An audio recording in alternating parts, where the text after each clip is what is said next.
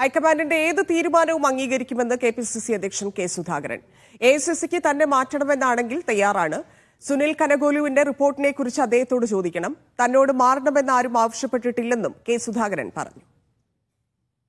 നീക്കാം നീക്കാതിരിക്കാം, അത് ഹൈക്കമാൻഡ് ആലോചിക്കേണ്ടുന്ന വിഷയമാണ്, അവർ തീരുമാനിക്കേണ്ടുന്ന വിഷയമാണ്. അവരുടെ എന്ത് തീരുമാനമായാലും ആ തീരുമാനം ഞാൻ വളരെ അനുസരണമുള്ള, അല്ലെങ്കിൽ ഈ പാർട്ടിയോട് വിധേയത്വമുള്ള ഒരു സഹപ്രവർത്തകനെ പോലെ ഞാനത് ഏറ്റുവാങ്ങി ഞാൻ എൻ്റെ പണിക്ക് പോകും. എഐസിസിക്ക് കോളേജ് കോൺഗ്രസ് കമ്മിറ്റിക്ക് എന്നെ മാറ്റണമെന്നാണെങ്കിൽ ആ മാറ്റൽ സ്വീകരിക്കാൻ ഞാൻ തയ്യാറാണ്. എനിക്കൊരു പ്രശ്നമില്ല, എനിക്കൊരു പരാതിയുമില്ല. പി ആർ അരവിന്ദ് ചേരുന്നുണ്ട്. അരവിന്ദ്, നേതൃമാറ്റം ഉടൻ എന്നുള്ള സൂചനകളാണോ പ്രതികരണത്തിൽ നിന്ന് മനസ്സിലാക്കേണ്ടത്?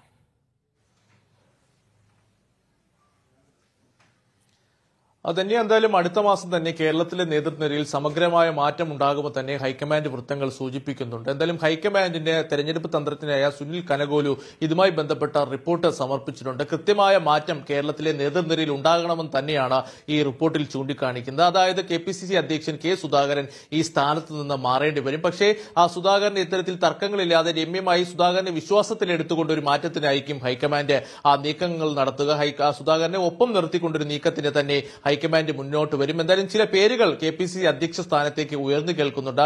അടൂർ പ്രകാശ്, അതുപോലെ തന്നെ ബെന്നി ബെഹനാൻ, കെ മുരളീധരൻ എന്നിവരുടെ പേരുകളാണ് ഈ സ്ഥാനത്തേക്ക് ഉയർന്നു കേൾക്കുന്നത്. പിസിസി അധ്യക്ഷനാകാനുള്ള സന്നദ്ധ അടൂർ പ്രകാശ് ഇതിനോടൊപ്പം തന്നെ ഹൈക്കമാൻഡിനെ അറിയിച്ചിട്ടുണ്ട്. പക്ഷേ ഹൈക്കമാൻഡ് ഇതിൽ അനുകൂല നിലപാട് ഇതുവരെ സ്വീകരിച്ചിട്ടില്ല. ചർച്ചകൾ നടത്തി ഉചിത സമയത്ത് തീരുമാനം അറിയിക്കാമെന്നാണ് ഹൈക്കമാൻഡ് വ്യക്തമാക്കിയിരിക്കുന്നത്. വെള്ളിയാഴ്ച നമുക്കറിയാം കേരളത്തിൽ നിന്നുള്ള നേതാക്കന്മാരുടെ യോഗം ചേരുകയാണ്. ഈ യോഗത്തിൽ ഇതുമായി ബന്ധപ്പെട്ട ചർച്ചകൾ ഉയർന്നു വന്നേക്കാമെന്നുള്ള സൂചനകൾ ലഭിക്കുന്നുണ്ട്. എന്തായാലും സുധാകരനെ തർക്കത്തിലൂടെ, അല്ലെങ്കിൽ സുധാകരന്റെ ചർച്ചകൾ രമ്യമായി പരിഹരിച്ചുകൊണ്ട് സുധാകരനെ ഒപ്പം നിർത്തി മുന്നോട്ട് പോകാൻ തന്നെയാണ് ഹൈക്കമാൻഡ് തീരുമാനിച്ചിരിക്കുന്നത്. ഇതുകൂടാതെ തന്നെ പ്രധാനമായും അടൂർ പ്രകാശ് ചൂണ്ടിക്കാണിക്കുന്ന മുല്ലപ്പള്ളി, VM സുധീരൻ, അതുപോലെ തന്നെ കെ സുധാകരൻ എന്നുള്ളവർ ഒരേ സമുദായത്തിൽ നിന്നുള്ളവരാണെങ്കിലും ഇവർക്ക് തിരുവിതാംകൂറിലോ അതുപോലെ തന്നെ സാമുദായിക സംഘടനകളുടെ പിന്തുണ ലഭിക്കുന്നില്ല എന്ന് അടൂർ പ്രകാശ് ചൂണ്ടിക്കാണിക്കുന്നു. തന്നിലൂടെ ഇത് ലഭ്യമാകുമെന്നൊരു വാദമാണ് അടൂർ പ്രകാശ് മുന്നോട്ട് വയ്ക്കുന്നത്. വലിയ വെല്ലുവിളിയാണ്. കാരണം ഈ പറയുന്ന അരവിന്ദ് സൂചിപ്പിച്ചതുപോലെ സംസ്ഥാന നേതാക്കൾക്കിടയിൽ ഒരു ധാരണയുണ്ടാക്കുക,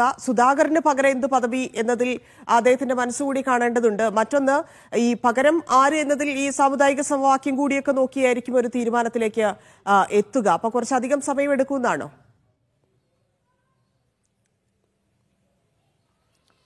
ഏതായാലും അഹമ്മദാബാദിൽ ഏപ്രിലാണ് AICC സമ്മേളനം നടക്കാൻ പോകുന്നത്. അതിനു മുമ്പ് തന്നെ KPCC പുനഃസംഘടന ഉണ്ടാകുമെന്ന് തന്നെ ഹൈക്കമാൻഡ് വൃത്തങ്ങളിൽ നിന്ന് ലഭിക്കുന്ന സൂചന. പക്ഷേ എത്രത്തോളം ഇത് പ്രാവർത്തികമാക്കാൻ സാധിക്കുമെന്നതാണ് ഏറ്റവും പ്രധാനപ്പെട്ട ചോദ്യം. കാരണം സുധാകരൻ പറയുന്നുണ്ട് ഹൈക്കമാൻഡ് എടുക്കുന്ന ഏത് തീരുമാനം അംഗീകരിക്കുമെന്ന്. പക്ഷേ അത്തരം പ്രസ്താവനകൾ പറയുമ്പോഴും കൃത്യമായ അതൃപ്തി സുധാകരനുണ്ട് എന്നുള്ള കാര്യത്തിൽ സംശയമില്ല. കാരണം അടുത്ത വർഷം തെരഞ്ഞെടുപ്പ് വരാൻ പോകുന്ന സാഹചര്യത്തിൽ സുധാകരനെ മാറ്റുന്നത് അത് സുധാകരന് തന്നെ ഒരു വലിയ വെല്ലുവിളി സൃഷ്ടിക്കുമെന്നാണ് സുധാകരൻ പക്ഷം അടക്കം പറയുന്നത്. അതുകൊണ്ട് തന്നെ ഇത്തരത്തിൽ എങ്ങനെയായിരിക്കും സുധാകരനുമായി ബന്ധപ്പെട്ട തർക്കങ്ങൾ പരിഹരിച്ചുകൊണ്ട് AICC നേതൃത്വം മുന്നോട്ട് പോവുക എന്നതാണ് പ്രധാനപ്പെട്ട ചോദ്യം. ബെന്നി ബെഹനാൻ, അതുപോലെ തന്നെ അടൂർ പ്രകാശ് അടക്കമുള്ളവരുടെ പേരുകളാണ് ഈ പദവിയിലേക്ക് ഉയർന്നു കേൾക്കുമ്പോഴും സുധാകരനുമായി ബന്ധപ്പെട്ട തർക്കങ്ങൾ എങ്ങനെ പരിഹരിക്കുമെന്നതാണ് ഏറ്റവും വലിയ വെല്ലുവിളിയായി തുടരുന്നത്. ഇതുകൂടാതെ തന്നെ നേതാക്കൾക്കിടയിൽ ശക്തമായ പടലപ്പിണക്കങ്ങൾ ഇപ്പോഴും തുടരുന്നുണ്ട്.